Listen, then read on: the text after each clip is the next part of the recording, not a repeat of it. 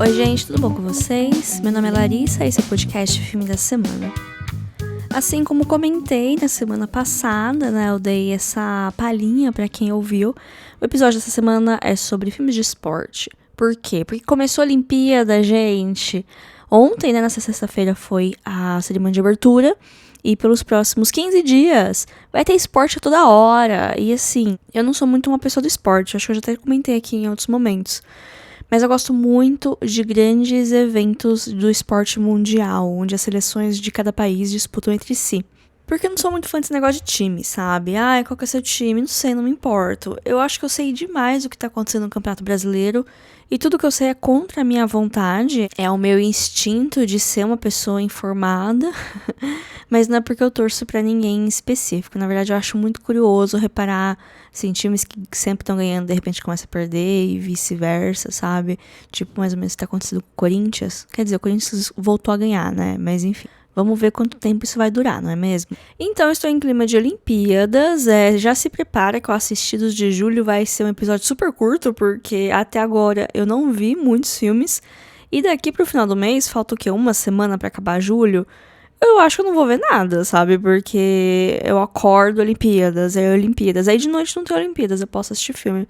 Mas aí, não sei, enfim, vamos ver como que vão ser as próximas semanas. Então, já que estou temática, esporte, eu quis trazer filmes de esporte. Eu fiz uma lista ontem lá no Instagram, @filme.da.semana, e foi difícil, porque eu tô evitando fazer listas com filmes que eu não vi. Porque antes eu fazia muito, assim, meio que umas catação nos streamings de filmes que eu achava interessante. E aí eu acho que eu não era muito clara e as pessoas achavam que era recomendação. E já aconteceu de pessoas virem falando, eu vi aquele filme que você fez post, mas eu não gostei. Aí eu fiquei, nossa, eu não vi. Eu achei ele interessante e botei ele lá. Então, pra evitar esse tipo de situação, eu tô evitando fazer listas com filmes que eu não vi, a não ser que eu fale claramente que são watchlists ou coisas do tipo. E então, fui fazer uma lista de filmes de esportes e foi extremamente difícil, porque eu não sou fã de filmes de esportes, eu vi poucos e gostei de menos ainda. Então, era uma barra muito baixa, tanto que eu coloquei Niad lá, e eu nem gosto de Niad, mas precisava de uns filmes pra botar no post, eu botei Niad, né? E aí eu pensei, vou fazer um episódio do podcast, vou falar de 3 filmes, mas a gente não consegui pensar em 3 filmes.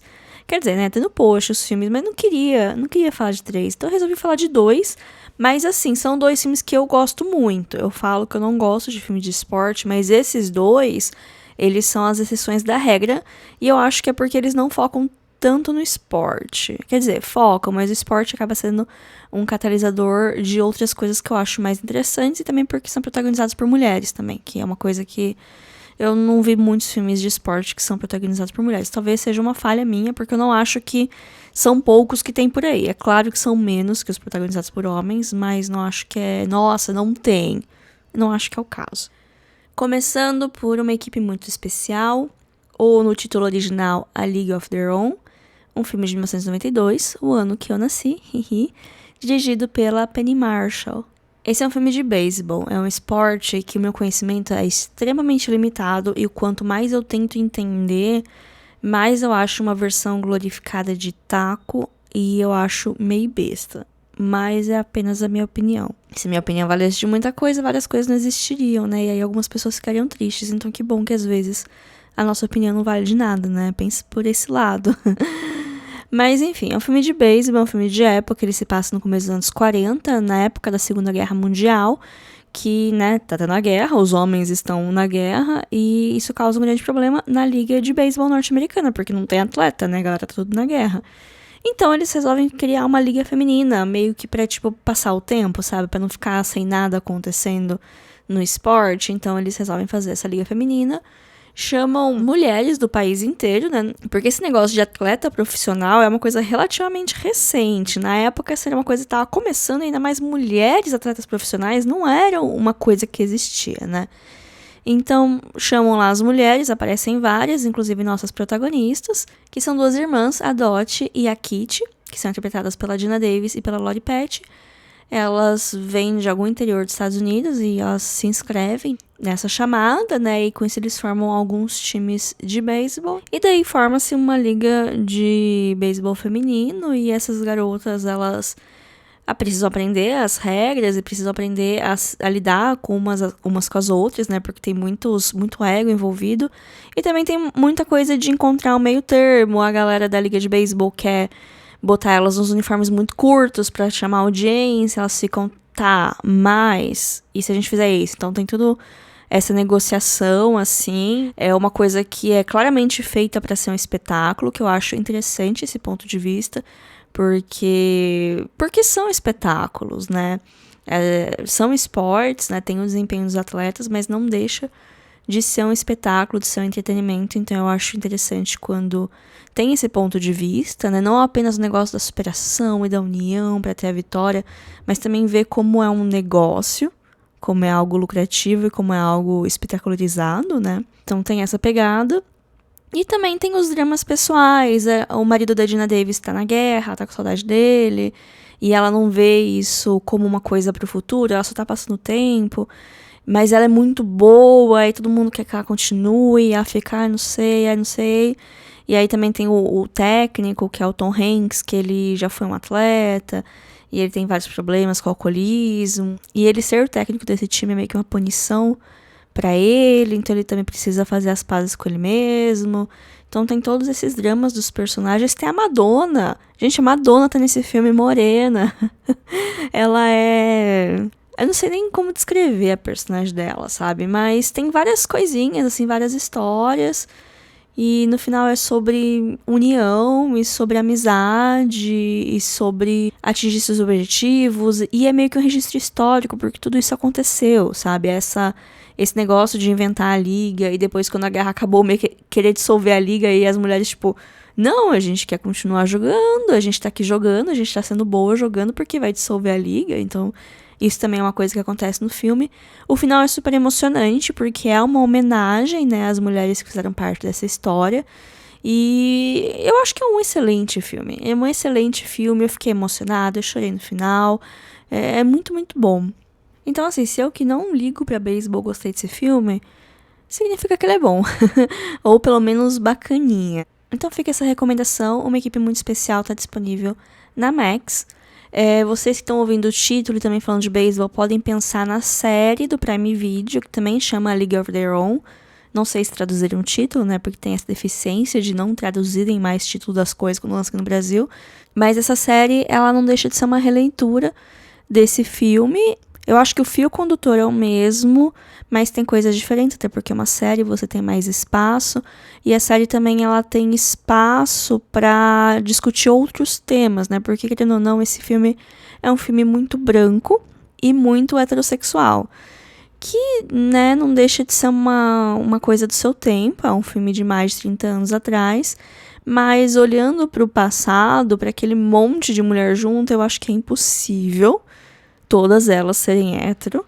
E na série eu sei também que tem todo um recorte racial, existe todo um conflito gerado pela política de segregação que estava rolando nos Estados Unidos na época. E eu acho interessante, mas eu não vi a série, eu só vi um episódio, não me prendeu muito, e aí eu acabei não dando continuidade, mas não foi porque eu não gostei, foi porque eu larguei de lado, não sei explicar. Não acho a série ruim, ela infelizmente foi cancelada depois da primeira temporada, mas eu acho que deve ser um contraponto interessante para a história também. O próximo filme é um filme um pouco mais recente, de 2024, considerado por muitos um dos melhores do ano até agora, que é Rivais, ou Challengers, no título original em inglês. Um filme do diretor italiano Luca Guadagnino, com Zendaya, o Mike Faist e o Josh O'Connor. Rivais é um acontecimento, eu não dava nada para esse filme. E aí eu vi todo mundo falando bem e eu fiquei com fomo. E é muito difícil eu ficar com fomo de filme. Então eu fui no cinema ver. Eu tive sorte que ele chegou na minha cidade. Era um lançamento grande também, né?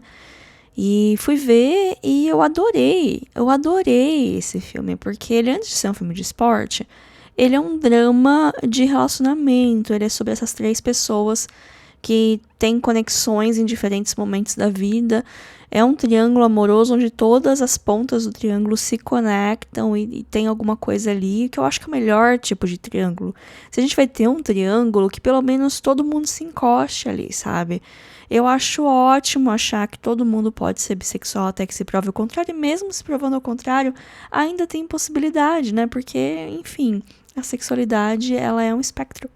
Tá, mas sobre o que é o filme, né? É sobre esses 3 tenistas que eles se conhecem jovens, quando eles estão jogando aquelas ligas juvenis. Tem 2 amigos, que eles são muito amigos, eles estudaram junto a vida inteira, o Art e o Patrick. Os 2 vêm de famílias com grana e eles jogam juntos, eles são uma dupla imbatível, assim, conhecidos como fogo e gelo, e eles são muito opostos, né? Assim como eles se dão bem nas quadras, eles parecem o oposto em personalidade. Até que num desses campeonatos eles conhecem a Tashi, que é a Zendaya, também uma jogadora de tênis muito promissora, assim, quando eles se conhecem, ela já é, assim, uma estrela em ascensão, é uma grande promessa do tênis, ela já tem patrocínio de uma grande marca de esporte, que eu não vou falar o nome aqui, inclusive tem muitos coisas de produto de marca esportiva nesse filme, achei curioso isso, porque também é uma coisa, né, quando você vai falar de esporte, falar de marcas esportivas e de patrocínios é meio que você contar uma história através de roupas, inclusive eu vi muitas análises desse filme do ponto de vista do figurino e dos acessórios, eu acho fantástico. Mas enfim, eles se conhecem, e aí a partir disso a Tashi começa a se relacionar com o Patrick. Aí o tempo passa, esse relacionamento não dá muito certo, e ela começa a se relacionar com o Art, e eles eventualmente se casam. Só que essa passagem de tempo, a gente vê de um jeito não cronológico. O filme começa no presente, que é todos eles com 30 anos, a Zendaya casada com o Art, eles têm uma filha. A Zendaya, ela teve uma fratura, ela se machucou e a carreira dela precisou parar por causa disso. Enquanto a carreira do marido dela prosperou, ele é um dos top de linha, assim, do tênis. Então tem isso, existe um pouco de ressentimento da parte da Zendaya de ela não conseguir continuar jogando tênis, e quando eu falo um pouco de ressentimento, eu quero dizer muito ressentimento, porque o tênis era basicamente a vida dela, foi um jeito dela ascender socialmente, né, porque a família dela tem origens um pouco mais humildes que a dos rapazes, então tem esse cenário, enquanto que o Patrick é um esportista mais decadente, ele é bom, mas ele é inconstante, ele tá sem patrocínio, ele tá jogando em ligas menores.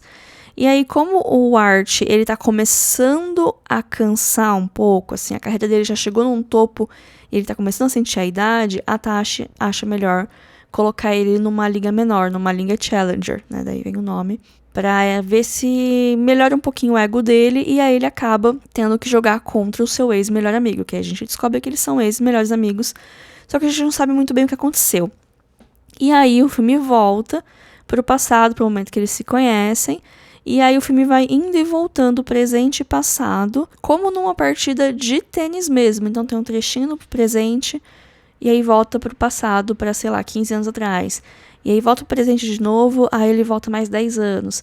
E aí ele volta, e ele vai voltar, sei lá, 8 anos. Ele vai indo e voltando assim no tempo, e no final do filme você consegue construir uma timeline completa do que aconteceu, de tudo que aconteceu no relacionamento entre essas 3 pessoas ao longo desses 15 anos, tudo de bom que já aconteceu, tudo de ruim que já aconteceu. Então, todos os amores, todas as mágoas que um guarda com o outro. E aí a gente tem esse retrato que culmina na última cena, que é simplesmente maravilhoso, assim, sabe? Nossa, esse filme é incrível. Principalmente porque ele não é sobre tênis, ele é sobre essas relações humanas, mas o tênis, ele acaba sendo um espaço de catarse. A sequência final, assim, que é uma partida de tênis, é tão eletrizante quanto uma cena de ação. Eu fiquei, assim, na beira da minha poltrona do cinema, porque eu não sabia o que ia acontecer. Fiquei nervosa, e a trilha sonora lá, porque o filme tem uma trilha techno muito engraçada. Engraçada no sentido de que, às vezes, começa, assim, uma super briga, uma discussão, e vai lá o techno no fundo, super alto, mas combina. Várias coisas nesse filme eu posso falar e você pode pensar, nossa, mas que esquisito, mas quando você vê tudo orna de um jeito tão legal, sabe? Esse é um filme legal. Ele pode não ser uma obra-prima conceitual, não sei o que tem, mas ele é divertidíssimo. Ele tem esse ritmo muito interessante e ele conta a história dele através de tudo, assim, sabe? Ele é muito inteligente. Todo o planejamento dele pra montar o perfil desses personagens, então é bem legal de ver. É um filme que é legal de assistir, é um filme que é legal de ver análise sobre, porque, cada pessoa vai ter meio que uma ideia de quem é o mais certo ou talvez o menos errado nessa situação toda, porque a gente é apenas seres humanos, a gente vai ter que escolher um lado pra torcer, sabe? O lado que eu torço talvez seja da Tati, talvez, mas eu só vi uma vez. Se eu rever, não sei se eu vou mudar, mas cada pessoa vai ter uma leitura diferente dos acontecimentos. Então, recomendo demais, Rivais. É um filme do começo do ano, né? Então, por enquanto, ele tá disponível através de aluguel digital. Dentro da Amazon, dentro da Play Store, da Apple Store, enfim, tem esses lugares. Eu gosto de pensar que em algum momento do segundo semestre ele vai chegar em algum streaming. Se eu for apostar, eu apostaria ou no Prime Video ou na Max. Apesar que se fosse chegar na Max como lançamento direto do cinema, já teria chegado. Então, eu acho que talvez chegue no Prime em algum momento, mas não tem previsão nenhuma, resta apenas ter esperança, não é mesmo? Mas se vocês me seguirem lá no Instagram, @filme.da.semana, eu sempre tô postando nos stories as novidades dos streamings, coisas que aparecem que eu já assisti, que eu recomendo, ou que me chamam a atenção, que estão na minha watchlist, filmes que eu tô acompanhando de festival, que às vezes chega no streaming sem alarde nenhum, que nem chegou no Prime essa semana aquele O Sabor da Vida, que é um filme francês, que foi o escolhido da França para o Oscar de filme internacional. Não foi muito pra frente, mas eu ouvi falar bem e parece ser um filme bem bonito, sabe? E aí eu tava a fim de ver, eu vi que chegou, mas eu vi porque alguém postou, e aí eu fui ver, porque se eu dependesse do Prime Video divulgar as coisas dele, eu não via nada naquele streaming, porque, né, o marketing esquisito, eles só divulgam as produções original que eles querem ainda por cima, mas enfim, não vou me demorar muito aqui nesses comentários. E por hoje é só, fiquem ligados nas nossas redes sociais, se quiser falar comigo e não tem rede social, a gente tem um e-mail que é o podcastfilmedasemana@gmail.com. Esse e-mail também é uma chave Pix, caso você queira me pagar um cafezinho, ficarei muito feliz. E até semana que vem. Fiquem bem, tchau, tchau.